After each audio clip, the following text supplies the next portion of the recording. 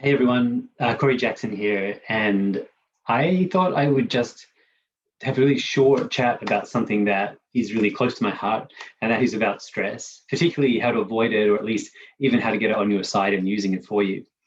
So, the a lot of times when I'm talking to clients, people who are working with me, doing all sorts of things like this, I'm asked, how can I distract myself from all this stress? You've probably said it, you've probably heard it. And I'm here to sort of explain why that's kind of part of thinking like that's part of the problem. Because if you're experiencing stress, stress is kind of like the end result of a bunch of other things that are going on for you. And what happens, of course, it gets to this point, there's this kind of hits a critical mass. And we think, oh, there's all this stress. What do I do? I want to kind of go over here and put it aside for a bit, which is fair enough. At the end of a shift, of course, you want to walk away from stress and not bring it home with you. Maybe you've got stress at home that you don't want to bring with you to work, equally as valid. So we want to be able to actually turn it off when we don't need it and to use it when it's inevitable. But if we don't understand how it works, then we don't really stand much chance of more than band-aid solutions of kind of maybe a little bit of symptom management, temporarily. And here's basically, to cut to the chase, that if you're experiencing stress, you are experiencing emotions. There are emotions being set off. Often it's around anxiety, which are this fear family of emotions. Not necessarily, though. Of course, sadness will lead to depression. Anger issues also sort of arise, which cause problems for our relationships, which then also causes anxiety on top of that. There's all sorts of things that are going on, and we just call it stress. But I'm just going to say it again. It's not a very helpful way of thinking about it. That you cut to the chase. It's like, well, now let's think about emotions. And there's a lot I can and often do say about emotions, but I'm just going to show you a really brief example of how they work and why it's important for you to understand. So let's just take a fear episode of emotion, for example. So maybe I'm afraid of dogs or spiders or something.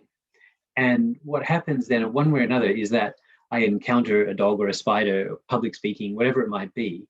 And then that sets off a whole chain of events, right? Which cause me to experience fear of, there are actually different types of fear, but there's also different intensities, of course. So if you let me just share my screen for a moment, I'll show you what I'm talking about. So here we have, I'll start from the beginning, and we call them triggers. So that's just something that sets off an emotional reaction. So let's say it's a dog or spider. Public speaking, and now this is interesting because maybe you're not about to speak. Maybe somebody's just told you, oh, I need you to do this presentation tomorrow or next week. So it's not like, you're in the midst of the actual trigger. You're just thinking about it, kind of, that's coming up. So anyway, you detect a trigger. Having done that, that sets off this whole cascading system of like within the autonomic nervous system.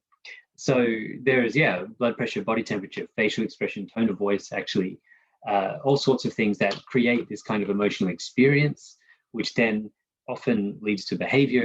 It will one way or another. It will say or do things under the influence or driven by the experience of that emotion, and of course, to some kind of outcome.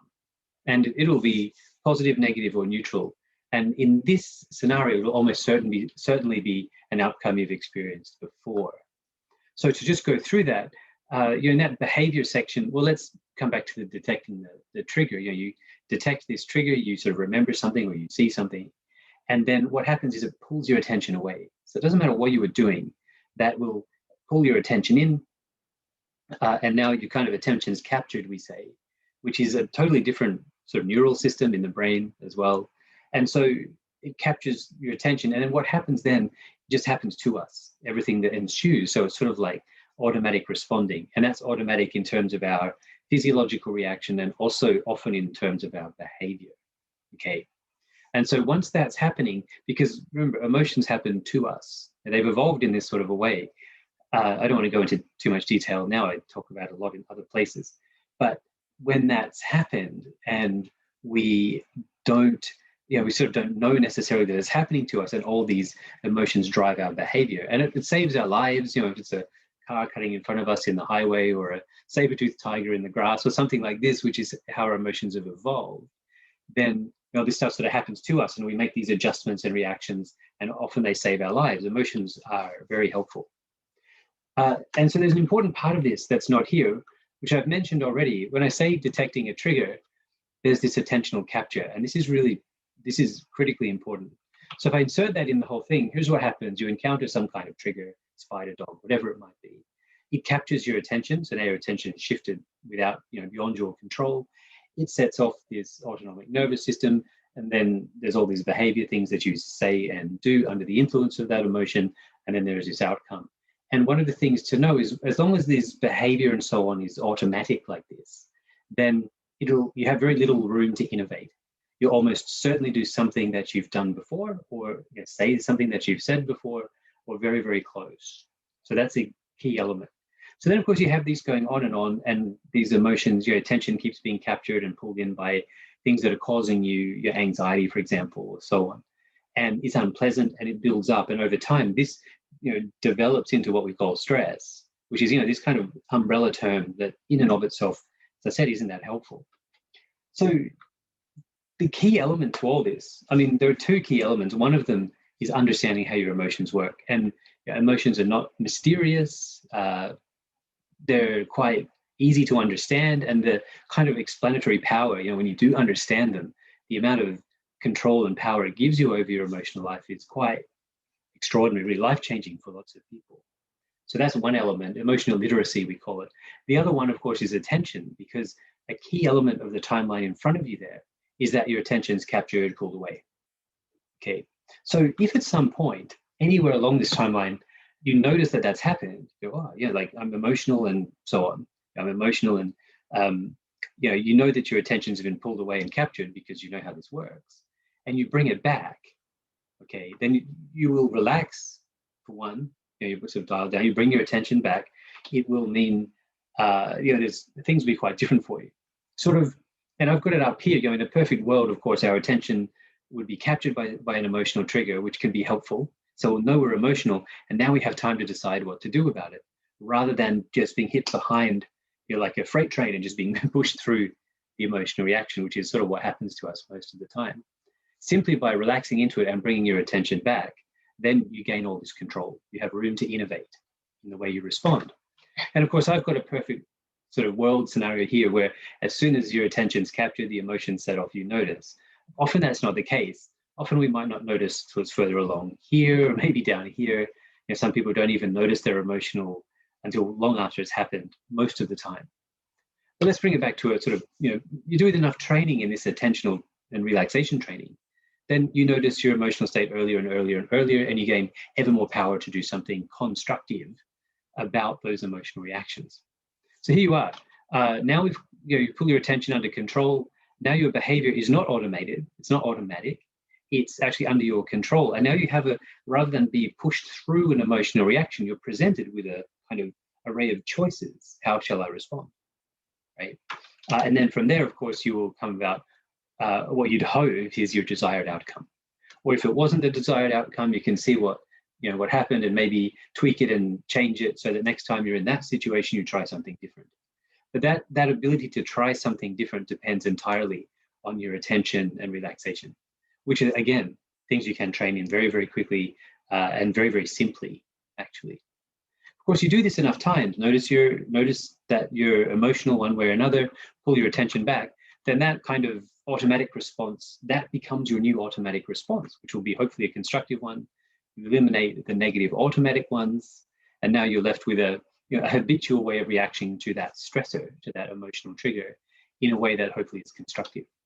Okay, so that's a way to think about it, and it's a way more accurate way of thinking about it in terms of how your emotions and your attention work.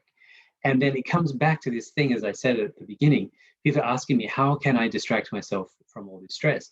And there's this categorical error in speaking like that, because what's happening is you're trying to do something.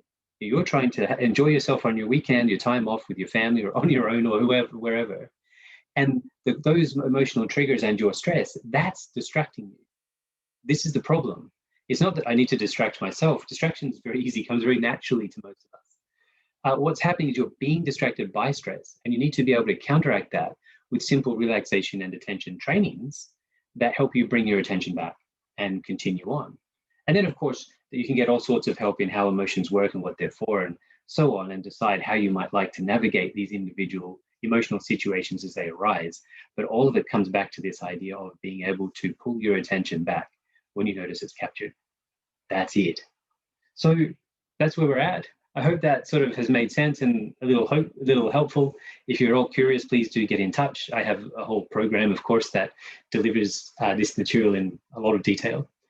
And I'll set up some webinars and so on too. If you'd like a short guide about this, please, again, leave me a comment or a message and I'll send it through. More than happy to do so. But try to think about it like this, rather than distracting myself from stress, think, hey, it's my stress is distracting me from what it is that I enjoy doing and would like to do. And that if you can pull that off and start to rework the way you think about it, rework the way you sort of, or at least say, train a little bit, put a bit of effort, and I'm talking 10, 15 minutes a day for a few weeks, then you start to flip that over on its head and you start to be in the driver's seat of your emotional reactions. You do that by putting yourself in the driver's seat of your attention. So you have that sort of under control, then your emotions are, sort of your emotional reactions are more under control. And the more you understand about what's happening to you and those around you under the influence of emotions, the more likely, the more control you have in saying and doing things which are going to be constructive, increase collaboration and so on. And at the very least, reduce fraying relationships just through your own understanding of emotions and attention. That's simple. Sounds easy. It's simple. It's not always easy, of course, but it's very, very simple to get started. More than happy to help. Just send me a message and we'll get on to it. All right, thanks for your time.